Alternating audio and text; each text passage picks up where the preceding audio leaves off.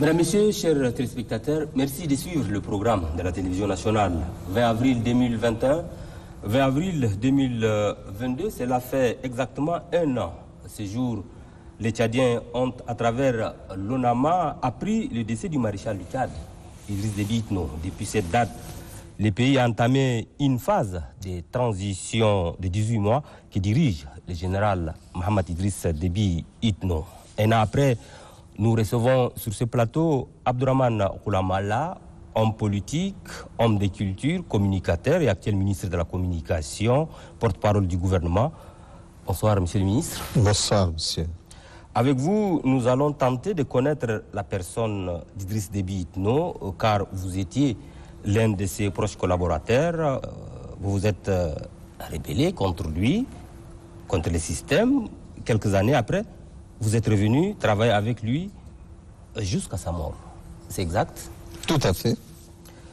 Monsieur le ministre, avant de parler de l'homme, dites-nous comment le 20 avril 2021, vous avez appris le décès du maréchal du Tchad, Idriss Déby Itno. Alors, j'étais en France quand j'ai appris le décès et je n'avais pas écouté la radio ni la télé, mais j'avais lu ça sur Facebook, j'ai vu que quelqu'un avait posté et je n'en croyais pas mes yeux. Je trouvais ça absolument ahurissant parce que c'est une nouvelle qui nous a totalement abattus. J'ai appelé un de ses fils qui m'a confirmé et immédiatement après, j'ai intervenu au sein des radios et télévisions internationaux où j'ai apporté mon soutien à la nouvelle équipe et à la transition. Nous l'avons fait un peu pour la mémoire du président et pour que le pays ne bascule pas. Parce que ce fut une période extrêmement déconcertante pour tous les Tchadiens. Personne n'avait imaginé qu'au décès du maréchal, à cause de son charisme et de ce qu'il représente pour les Tchadiens, personne n'avait pensé que le pays allait connaître finalement un apaisement total, une vie totalement saine. Et je crois que c'est le plus bel héritage qu'il nous lègue. Oui, monsieur le ministre, aussitôt après le décès du maréchal, un conseil militaire de transition a été mis en place. Comment vous étiez contacté pour être membre de ce tout premier gouvernement de transition? Alors, honnêtement, je n'étais pas au courant que j'allais être membre du gouvernement. C'est le directeur de cabinet du président, M. Aziz Mamad Saleh, qui m'a appelé 50 minutes avant la diffusion à la radio et à la télévision que je serais membre du gouvernement sans savoir à quel poste. Et quand les gens m'appelaient pour me féliciter, je leur demandais à quel poste. Pour vous dire la confiance que le président du Conseil militaire de transition a eue pour ma personne, je suppose en raison de ma fidélité et de ma loyauté au maréchal défunt et parce que j'assume totalement son héritage et j'assume totalement ce qu'il a été pour notre pays. Même si vous l'avez remarqué que je me suis opposé à lui à une certaine partie de l'histoire du Tchad, il n'en demeure pas moins que ce qui me lie à lui est beaucoup plus important que ce qui m'a divisé de lui. Oui, monsieur le ministre, vous étiez l'un de ses proches collaborateurs. Peut-on savoir à quel moment vous avez fait la connaissance de cet homme d'État? Alors, franchement, c'est incroyable ce que je vais vous dire. J'espère que les gens croiront ce que je vais dire. Je suis d'ailleurs en Ramadan. Quand le président Idriss Déby, je me trouvais à Maroua, puisque j'étais secrétaire général du Rajeunir, du Rassemblement des jeunes de l'UNIR, et je suis sorti avec les gens qui sont sortis avec l'ancien président Hissène Habré. Et c'est à Maroua, j'étais à côté du ministre, un des anciens ministres du pouvoir, Korom Ahmed, quand nous avons entendu la déclaration du 4 décembre du chef de l'État Idriss Déby, qui disait que le stade de la démocratie est créé, il ne manquait que les acteurs. Le lendemain matin, j'ai pris ma voiture, je suis revenu au Tchad. ce fut le 6 que je suis rentré au Tchad. Et le 8 décembre, j'ai créé l'Union démocratique tchadienne. Et j'ai fait une conférence de presse à l'hôtel Novotel. Et l'ancien directeur de cabinet du président, qui était Balzar Papi pour une petite période, avait interdit cette conférence de presse. Pour que je l'ai finalement tenue au café avec tous les journalistes internationaux. Donc j'ai créé mon parti en ce moment-là. Et quand le président Idriss Déby l'a appris, il a envoyé son protocole me chercher. Ce fut le début d'une longue amitié. Et quand je suis arrivé,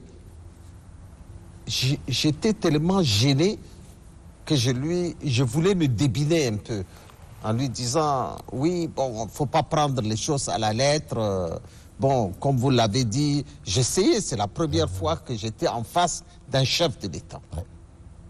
Je n'ai jamais rencontré Hissène Habré, ni Maloum, ni Tombalbaye. C'est la première fois que je suis en face d'un chef de l'État. J'avais 36 ans à l'époque. Et il m'a dit, non, tu es un homme courageux, je te félicite. On voyait le soldat qui parlait, le soldat, l'homme courageux, l'homme téméraire qui me parlait. Il m'a dit, moi j'apprécie les hommes de courage. Et je vais te donner de l'argent et va dire à tout le monde de créer son parti politique. Je dois amener la démocratie dans le pays. En sortant, je disais à mon défunt frère Souraj, cet homme est fou. Comment il va lui-même saper les bases de son parti, de son pouvoir? J'ai trouvé ça ahurissant et ma sympathie a été immédiate pour cet homme. Et comme il était jeune, il est plus âgé que moi de 3 ans, je lui ai dit, Monsieur le Président, je préfère largement soutenir un jeune comme vous que de soutenir les caciques du pouvoir. J'ai appelé ça les vieilles casseroles, oubliant qu'aujourd'hui, je suis une de ces vieilles casseroles. Et je le dis avec beaucoup plus à l'aise que je ne veux pas qu'on parle en deuil du président Idriss Déby. Je veux qu'on parle du maréchal dans sa période la plus joyeuse de sa vie, c'est-à-dire celle où il a décidé de donner à tous les chefs des partis qui avaient créé leur parti de l'argent, de l'espèce, pour qu'ils créent leur parti, qu'ils s'implantent.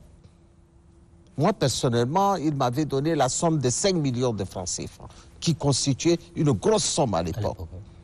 Et il m'a dit, je te le donne du fonds du MPS. Et je sais qu'il vous faut de l'argent pour créer votre parti. Grâce à cet argent-là, j'ai tenu l'Assemblée générale constitutive de l'Union démocratique tchadienne et je revendique que l'UDT a été le premier parti de l'ère démocratique après le MPS, puisque le MPS a été reconnu par la charte qui a mis en place le pouvoir d'Idriss Déby, consacré le MPS comme parti légal.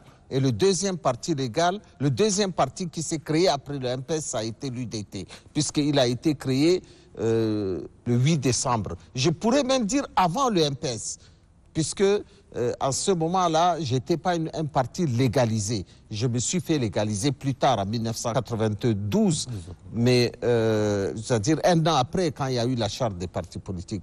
C'est la première impression que j'ai eue d'Idriss Déby, et avec Bangmadi, avec Abakar Oumar, on était un certain nombre de jeunes.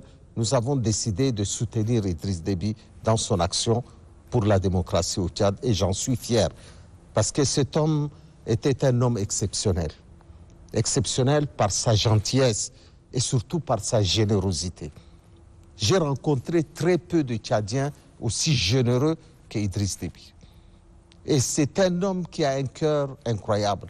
Il ne sait pas garder rancune. Vous pouvez lui faire tout le mal du monde, quand il vous pardonne, il vous le pardonne pour toujours. Oui, justement, sous le régime du maréchal du Tchad, vous avez occupé plusieurs postes. Ensuite, vous êtes révolté contre lui.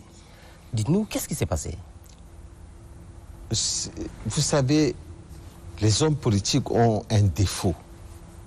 C'est l'ambition démesurée.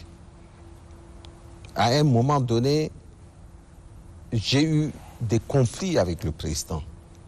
Ça arrive dans la vie politique. Ça arrive souvent avec le président Idriss Déby. Parce que c'est un homme, n'oublions jamais qu'il a été un soldat. C'est-à-dire c'est un homme d'honneur, c'est un homme de parole, mais c'est aussi un homme qui a une certaine autorité. Et quand vous avez des gens qui ne sont pas MPS comme moi, qui sont ambitieux comme moi, puisque j'ai été, avant de me diviser contre lui, j'étais candidat à l'élection présidentielle contre lui. Mais ma candidature a été refusée parce que ma mère est d'origine soudanaise. Et donc, à partir de là, je suis venu soutenir sa campagne et on a passé les moments les plus agréables. Maintenant, ce n'est pas pour fuir la question, mais je trouve un peu indécent de parler de ça aujourd'hui, parce que je suis dans le souvenir. Mais j'ai pris les armes contre lui, mais je préfère vous parler de notre réconciliation. Il m'avait reçu à la veille des élections de 2016. Tout le monde connaît, j'ai écrit un livre sur cette partie, je me suis révolté, la bataille de N'Djamena, je me suis révolté, mais aujourd'hui, ce n'est pas le jour de parler de ça. Et quand je suis revenu, 5 ou 6 ans après, il m'avait appelé, il y avait Mamad Zembada qui était à côté de moi, et il avait sollicité mon soutien pour sa campagne, alors que je soutenais un autre candidat, pour ne pas dire Saleh Kebzabo. Et nous avons eu une discussion très franche. Et à un moment donné, je sentais qu'il a été affecté par mon départ à la rébellion. Il a été profondément affecté et il me l'a dit, et c'est la première fois qu'il me le disait. Et j'ai été profondément ému. J'en avais les larmes aux yeux. Et je sentais lui-même, et je lui ai dit, mais Monsieur le Président, malgré tout, vous savez que je vous aime beaucoup. Il m'a dit, mais toi aussi, tu sais que je t'aime beaucoup. Mais tu m'as trahi, tu as fait ceci, tu as fait cela, tu as fait ceci. Et je lui ai tendu ma main. Je lui ai dit que je n'ai que mes 5 doigts pour vous demander la réconciliation et le pardon. Il avait hésité un moment et il a pris ma main très fortement. Et il m'a dit, quand je pardonne Abderrahmane, c'est pour la vie. Il m'a nommé conseiller à la présidence et il avait beaucoup d'estime et d'affection pour moi. Et quand il était décédé, franchement, je le dis avec sincérité, et c'est un homme qui jeûne, un jeûneur qui vous le dit, j'ai versé les larmes de mon cœur. Et ma femme, mon épouse plus exactement, m'avait dit, mais je ne savais pas que tu aimais autant le président Idriss Déby. Et je lui ai dit, je l'aime d'autant plus que j'ai l'impression de ne pas avoir liquidé ce qui m'a divisé avec lui. C'est pour ça, et j'ai fait la transition, avec la transition, d'où ma loyauté totale à son successeur qui est son propre fils. Je dois au moins ça à la mémoire du président Idriss Déby, parce que quand on a fait la campagne électorale de 96, j'étais un des principaux acteurs de la campagne 96. On a beaucoup d'anecdotes. Et mon ami, le ministre secrétaire général du gouvernement, m'a dit, tu dois écrire un livre dessus. Et le président Idriss Déby, quand on partait en campagne, la première question qu'il vous pose, est-ce que vous avez mangé? Et il ne mangeait jamais seul.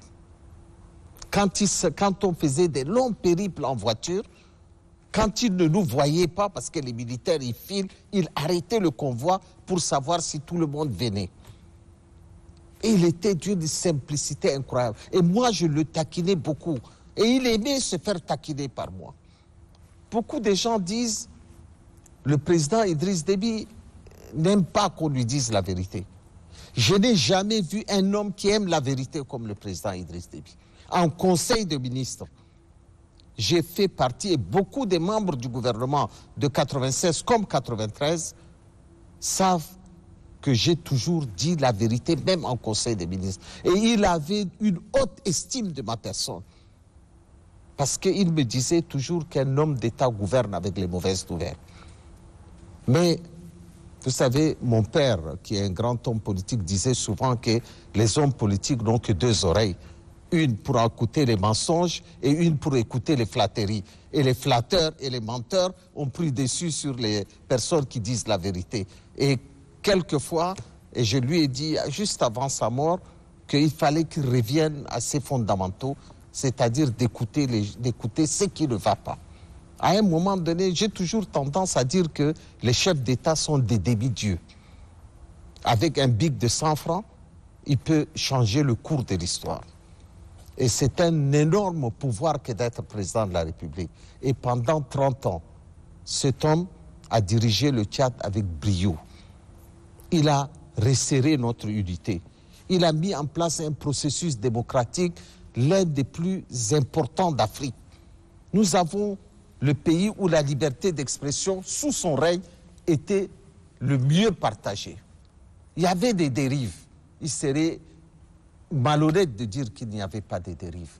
Mais maintenir les Tchadiens pendant 30 ans dans une stabilité, avec plusieurs rébellions, plusieurs tentatives de coup d'État, il faut le faire. Oui, Monsieur le ministre, vous êtes l'un des acteurs majeurs de la conférence nationale souveraine de 1993. Aujourd'hui, vous êtes ministre de la Communication. Je demande votre avis personnel. Pensez-vous que les Tchadiens pourront mieux faire que la conférence nationale le 10 mai prochain? Non, ce sont deux contextes différents. Il ne faut pas comparer ce qui n'est pas comparable. La conférence nationale, nous sortions des nuits noires de la dictature et du despotisme le plus obscur. Le régime de Tombalba et de Maloum ont plongé le Tchad dans une dictature implacable où beaucoup de Tchadiens ont disparu dans les prisons. Nous autres, nous avons grandi sous une dictature implacable. Je n'ai jamais voté de ma vie sous le règne de Tombalba, de Maloum et des autres dictateurs comme Hissène Habré. Quand on est arrivé le 1er décembre 1990, avec mon défunt frère Sourak et M. Kebzabo, nous avons fait les deux journaux de la place, Contact et N'Djamena Hebdo. Contact était plus ancien que N'Djamena Hebdo. Nous avons eu des libertés incroyables. Nous avons fait des titres de journaux qui sont restés légendaires. Nous avons contribué à l'expression de la démocratie. Si Idriss Déby ne l'avait pas voulu, ça n'aurait pas eu lieu. Il a encouragé cela. Il a dit, qu'est-ce qu'on n'a pas dit sur moi, sauf que je suis enceinte. Tout le monde se souvient de cette phrase incroyable. Il a accepté la démocratie. Il a accepté le processus démocratique. Il a toujours dialogué avec ses opposants, les plus radicaux. Je me souviens, je lui ai dit, mais Monsieur le Président, pourquoi vous tenez tant à la langue arabe et aux arabophones? Il m'a dit, tous les problèmes du Tchad viennent du fait qu'on n'a pas donné aux arabophones leurs droits au Tchad. Et c'était vrai. C'est un ancien du Frodina, mais il n'a jamais accepté les dérives du Frodina. Il a toujours considéré la partie sud du pays comme une partie à qui il faut donner ses chances. Beaucoup de cadres sudistes ne le lui ont pas vraiment rendu. Ce qu'il a fait pour le Sud est extraordinaire. Il a été combattu même par certains cadres du Nord. Mais l'immense majorité de notre peuple préférait Idriss Déby à n'importe quel autre candidat. Il était assuré de remporter tout le temps des victoires. Les opposants ont beau dire qu'on les a volés, enfin, des arguments qui ne tiennent pas la route. Moi, j'ai dit à certains membres de l'UNDR et à M. Kebzabo, j'ai dit à Gardole ici, qui est à N'Djamena, vous n'êtes pas fichu d'avoir des représentants de vos partis, alors que vous êtes une dizaine de candidats. Comment voulez-vous dire après qu'on vous a volé? Nul ne peut se prévaloir de sa propre turpitude. Je suis allé dans le Chari Baguermi, 90% ou 95% des bureaux de vote, il n'y avait pas de représentants des partis. Comment peux-tu, à partir de là, dire qu'on t'a volé? Partout, au sud, au nord, partout, quand le président Idriss Déby n'était pas premier, il était second. Il est rare fois qu'il soit troisième. Ça, tout le monde le sait. Les gens disent, oui, c'est nous qui avons gagné. Tu as gagné où? Par où tu as gagné? Tu n'es même pas présent dans la... Quand on est issu du sud du Tchad, on n'est pas présent au nord. Quand on est issu du nord du Tchad, on n'est pas issu du sud. Il n'y a que le MPS et ses alliés qui étaient présents sur l'ensemble du territoire national. Et le MPS n'avait aucune véritable existence sans le président Idriss Déby. C'était lui le moteur du MPS. Parce que le MPS, c'était toute sa vie. C'était son espoir, ses convictions. Je me souviens, j'étais directeur général de la communication et j'avais dit une phrase banale quand il parlait aux membres du bureau exécutif du MPS et du Conseil national. Je lui avais dit, je n'avais pas en fait préparé un discours, j'ai été pris de court. J'ai dit, Monsieur le Président, je n'ai rien à vous dire, je vous laisse parler parce que quand vous parlez aux militants du MPS, vous parlez avec votre cœur. Il a tellement aimé cette phrase qu'il l'a repris 3 fois dans son discours. C'est vrai, quand je vous parle, je parle. Il n'aime pas qu'on touche au MPS. Parce que le MPS, c'est son combat pour la démocratie. Et le MPS l'avait accompagné dans cette lutte pour la démocratie. Et je respecte, moi, personnellement, beaucoup les martyrs qui sont tombés pour que nous, on puisse parler librement dans ce pays. Y a-t-il une avancée par rapport à la tenue du dialogue national inclusif? Mais nous avons un comité d'organisation, le COTNI, qui a fait appel aux meilleurs cadres du Tchad et qui ont pondu un rapport qui sera déposé chez le Premier ministre peut-être d'ici demain. Et c'est un rapport excellent. Le dialogue aura bien lieu le 10 mai. Et ce n'est pas une question d'avancer, c'est une question de notre survie collective. Comment voulez-vous vivre dans une période transitoire? Il faut s'en sortir. La période transitoire n'est pas une période véritablement démocratique. N'eût été le consensus de toutes les forces politiques qui ont apporté leur soutien à la transition aurait eu d'énormes difficultés. C'est parce que les grands leaders politiques comme M. Alabo, comme M. Kebzabo, j'en oublie et des meilleurs, qui ont apporté leur soutien total à la transition.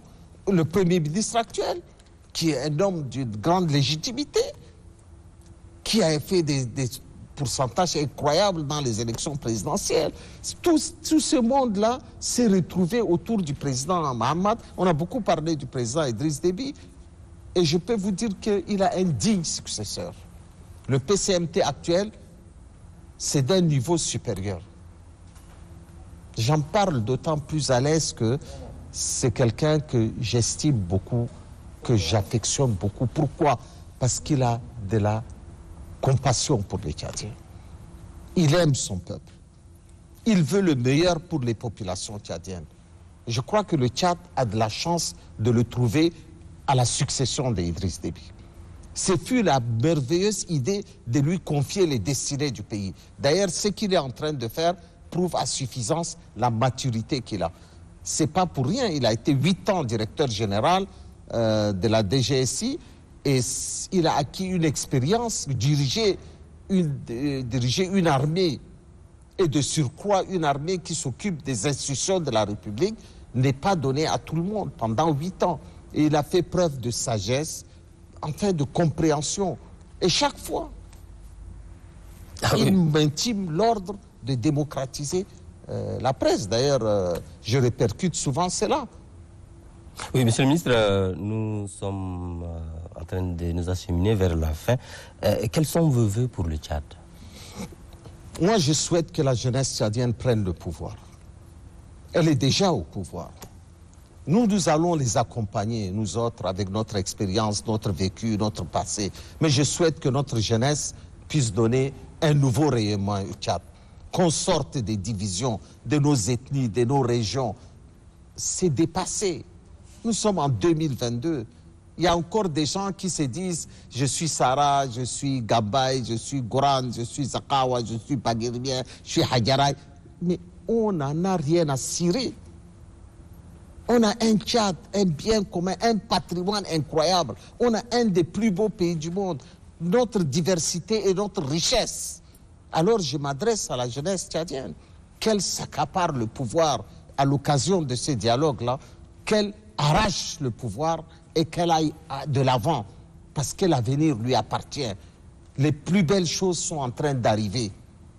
Il ne faut pas revenir sur le passé. Nous, on a fait notre temps, à eux de faire leurs preuves et d'aller à la conquête du pouvoir. Mais s'ils restent derrière leur écran et derrière leur Facebook ou Instagram ou TikTok, ils ne changeront pas la destinée de ce pays. Nous, on s'est engagés dans la vie politique très jeune.